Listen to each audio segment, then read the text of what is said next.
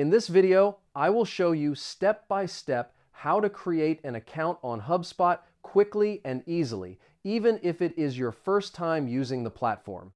First, open the internet browser on your computer or phone and search for HubSpot. Then, access the official HubSpot website. When the website loads, look for the Get Started Free or Sign Up button, usually found on the home page. Click this option to begin creating your account. Next, you will need to enter a valid email address.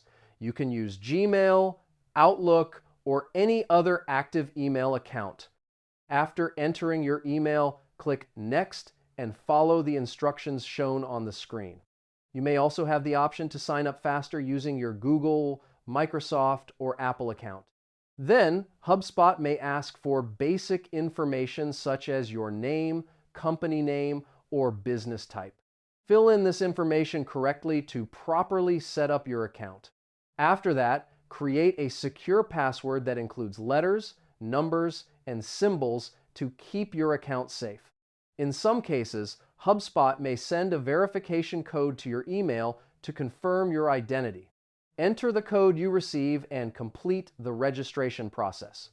Once these steps are finished, your account will be created and you will be able to access the HubSpot dashboard to start using marketing, sales, and customer service tools.